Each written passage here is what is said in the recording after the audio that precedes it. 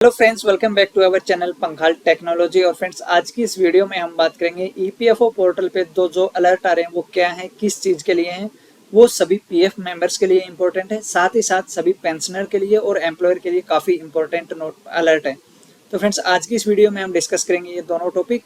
अगर आप चैनल पर नए हैं, अभी तक आपने चैनल को सब्सक्राइब नहीं किया तो प्लीज़ चैनल को सब्सक्राइब कर लीजिए, बेल आइकन को प्रेस कर लीजिए ताकि जो मेरे आने वाली लेटेस्ट वीडियोज़ हैं उनका नोटिफिकेशन आपको टाइमली मिलता रहे।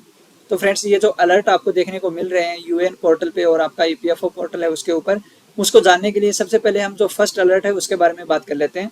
जैसे ही आप अपने यूएन पोर्टल पे जाते हैं और अपना यूएन पासवर्ड डाल के लॉगिन करने की ट्राई करते हैं तो आपको यहाँ पे एक अलर्ट देखने को मिलता है। अब ये अलर्ट क्या है, इसमें क्या बताया गया है पीएफ डिपार्टमेंट की तरफ से? इसमें बताया गया है कि डियर मेंबर्स, आपका जो यूएन और पासवर्ड है उसको आपको किसी के साथ भी शेयर नहीं करना है ताकि आपके साथ कोई भी साइबर फ्रॉड ना हो। तो आपको पता होगा फ्रेंड्स, आपके यूएन से में कोई भी लॉगिन करके और आपके अकाउंट के साथ फ्रॉड कर सकता है। ऐसा पीछे काफ़ी बार हुआ है कि किसी के पीएफ का पैसा किसी ने निकाल लिया, ट्रांसफ़र कर लिया, विड्रॉ कर लिया या एडवांस उसमें से निकाल लिया।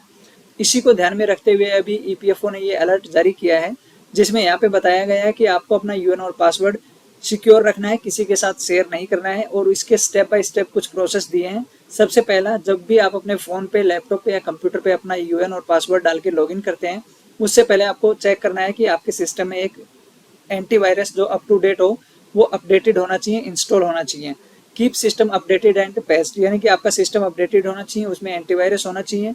मेंटेन ए कॉम्प्लेक्स पासवर्ड, आपका पासवर्ड जो है वो थोड़ा लेंथी, थोड़ा कॉम्प्लेक्स होना चाहिए, सिंपल नहीं होना चाहिए। ऐसा नहीं हो कि आपका नाम @12345 ऐसा, या कुछ आपका मोबाइल नंबर या कुछ आपका व्हीकल नंबर, ऐसे नहीं होना चाहिए। समथिंग डिफरेंट आपको पासवर्ड यूज करना है ताकि कोई भी गैस करके उसको डाल के लॉगिन करके आपके अकाउंट में लॉगिन ना कर सकें। डोंट शेयर पासवर्ड, आपको पासवर्ड किसी के साथ शेयर नहीं करना है। हम लोग क्या करते हैं, अपने फ्रेंड के साथ शेयर कर देते हैं या फिर किसी साइबर कैफे वाले के साथ शेयर कर देते हैं या किसी और के साथ शेयर कर देते हैं और बाद में हम भूल जाते हैं कि हमने पासवर्ड किसको दिया है। और इसी को ध्यान में रखते हुए ईपीएफओ ने एक और अपडेट किया है कि अब आपको पता होगा कि जैसे ही आप अपने यूएन में लॉगिन करते हैं तो यूएन और पासवर्ड के साथ आप लॉगिन नहीं कर सकते हैं। आपको एक ओटीपी भी डालना होता है जो आपके आधार रजिस्टर्ड मोबाइल नंबर पे जाता है। तो ये इसी को ध्यान में रखते हुए, जो ये फ्रॉड वाला सिस्टम है, इसी को ध्यान में रखते हुए ईपीएफओ ने ये अपडेट किया है कि जब भी आप अपने यूएन में लॉगिन करेंगे तो आपको ओटीपी डाल के ही लॉगिन करना है। पासवर्ड के बेस पे आप लॉगिन नहीं कर पाएंगे। फिर भी आपको अपना पासवर्ड और यूएन किसी के साथ शेयर नहीं करना है। जो भी सिस्टम आप यूज करोगे उसमें एंटीवायरस होना चाहिए, सिस्टम आपका अप टू डेट होना चाहिए, पासवर्ड आपका कॉम्प्लिकेटेड होना चाहिए और किसी के साथ अपना पासवर्ड शेयर नहीं करना है। तो ये अपडेट हुआ सभी पीएफ और पेंशन मेंबर्स के लिए, अपने पासवर्ड, अपने अकाउंट को सिक्योर रखने के लिए। दूसरा जो मेन अलर्ट है ईपीएफओ का, उसके बारे में हम बात कर लेते हैं। वो जो अलर्ट है वो आपको एम्प्लॉयर जो पोर्टल है उस पर देखने को मिलेगा। और जैसा कि आप सब जानते हैं कि ईपीएफओ ने जो पेंशन ऑन हायर वेजेस के लिए एक पोर्टल ओपन किया था जहां से आप हायर पेंशन के लिए अप्लाई कर सकते हैं, उसकी जो लास्ट डेट थी वो एम्प्लॉय के लिए चली गई थी, लेकिन एम्प्लॉयर के लिए उस डेट को एक्सटेंड किया गया था। और वो जो डेट एक्सटेंड की गई थी वो 30 सितंबर तक की गई थी। अभी उसी से रिलेटेड यहाँ पे एक अलर्ट जारी किया गया है पीएफ डिपार्टमेंट की तरफ से, जिसके बारे में हम अब बात कर लेते हैं। तो यहाँ पे देखिए, जैसे ही आपकी कंपनी अपना यूजर आईडी और पासवर्ड डाल के साइन इन पे क्लिक करती है तो एम्प्लॉयर को यहाँ पे एक नोटिफिकेशन देखने को मिलता है जिसमें लिखा हुआ है अलर्ट, आवश्यक सूचना। The last date of forwarding application for validation of option joint option with complete wage, यानी कि ये वही है जो आपने पेंशन ऑन हायर वेजेस के लिए अपनी रिक्वेस्ट डाली, जिसको आपकी कंपनी ने अप्रूव करना था या रिजेक्ट करना था, लेकिन अभी तक अगर कंपनी ने उस पर एक्शन नहीं लिया है, ना ही आपकी एप्लीकेशन को अप्रूव किया है, ना ही रिजेक्ट किया है, तो कंपनी के पास 30 सितंबर तक का टाइम है। अगर 30 सितंबर तक आपकी एप्लीकेशन को कंपनी अप्रूव नहीं करती है या रिजेक्ट नहीं करती है, उस केस में एम्प्लॉयर उसके बाद उस पर कोई भी एक्शन नहीं ले सकता है, ना ही उसको रिजेक्ट कर सकता है, ना ही उसको अप्रूव कर सकता है।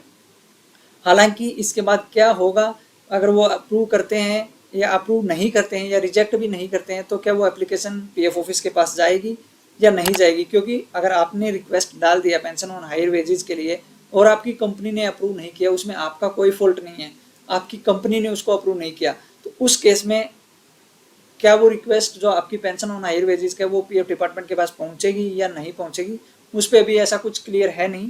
बाकी कुछ अपडेट आएगा तो इसके बारे में मैं आपको बताऊंगा कि अगर आपकी कंपनी आपकी रिक्वेस्ट को अप्रूव नहीं करती है तो उस केस में आप कैसे हायर पेंशन के लिए अप्लाई कर सकते हैं या पीएफ डिपार्टमेंट के साथ जो भी आपका नेक्स्ट स्टेप है उसको कैसे कर सकते हैं।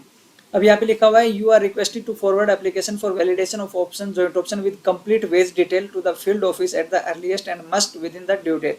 यानी कि सभी एम्प्लॉयर को विद इन ड्यू डेट 30 सितंबर तक जो पेंशन ऑन हायर वेजेस है उसकी रिक्वेस्ट को अप्रूव करना है। उसमें जो वेजेस डालने होते हैं यानी कि आपकी कितनी सैलरी है, कितना एम्प्लॉय शेयर है, कितना एम्प्लॉयर शेयर है, कितना पेंशन शेयर है, वो सारी चीज़ें डाल के सबमिट करना है। अब दूसरा पॉइंट यहाँ पे ये आ रहा है कि अगर आपकी कंपनी आपकी एप्लीकेशन को अप्रूव नहीं करती है तो फिर वो आपकी जो वेजेस है उसकी डिटेल कैसे जाएगी। तो ये कुछ पॉइंट है जिसको बाद में डिस्कस किया जाएगा जब ईपीएफओ से कुछ अपडेट आएगा। लेकिन आज की इस वीडियो में जो मेन इंपॉर्टेंट पॉइंट थे ये यही था कि एक तो आपके जो यूएन पे अलर्ट देखने को मिल रहा है वो क्या है, उसमें मैंने आपको बताया कि वो क्या है, उसको आपको कैसे यूज करना है। दूसरा जो अलर्ट है वो कंपनियों के लिए है कि उनके पोर्टल पे जितनी भी पेंडिंग रिक्वेस्ट हैं पेंशन ऑन हायर वेजेस की वो उनको 30 तारीख तक अप्रूव करनी है और पीएफ ऑफिस को फॉरवर्ड करनी है। वो जैसे ही अप्रूव करेंगे आपकी एप्लीकेशन फॉरवर्ड हो जाएगी। अब यहाँ पे आता है कि आप कैसे पता करेंगे कि आपकी जो रिक्वेस्ट है वो अभी तक कंपनी ने अप्रूव की है या रिजेक्ट की है, उसका क्या स्टेटस है। तो उसके लिए आपको पता होगा जो आपका यूएन पोर्टल है उस पर track application status for pension on higher wages का ऑप्शन है, इस पर आपको क्लिक करना है और यहाँ से आप ट्रैक कर सकते हैं अपनी एप्लीकेशन को कि आपकी जो एप्लीकेशन है उस पर कंपनी ने क्या एक्शन लिया है, उसको अप्रूव किया है या उसको रिजेक्ट किया है, उसका क्या स्टेटस है। यहाँ पे आप एक्नॉलेजमेंट नंबर या अपना यूएन नंबर, अपना पीपीओ नंबर, ये 3 चीज़ें डाल के कैप्चा डाल के और आप इस पर क्लिक करके ओटीपी के थ्रू आप स्टेटस पता कर सकते हैं कि आपकी जो एप्लीकेशन है उसका क्या स्टेटस है। तो फ्रेंड्स उम्मीद करता हूँ आपको ये अपडेट अच्छी लगी होगी कि ये जो अलर्ट है पीएफ डिपार्टमेंट की तरफ से दो ये क्या है, किस बेस पे हैं और ये किसके लिए इंपॉर्टेंट है। ये सभी पीएफ और पेंशन मेंबर्स के लिए इंपॉर्टेंट है, साथ ही साथ कंपनियों के लिए इंपॉर्टेंट है। अगर आपको वीडियो अच्छी लगी तो लाइक करें, ज़्यादा से ज़्यादा शेयर करें और चैनल को सब्सक्राइब करें। Thank you so much friends.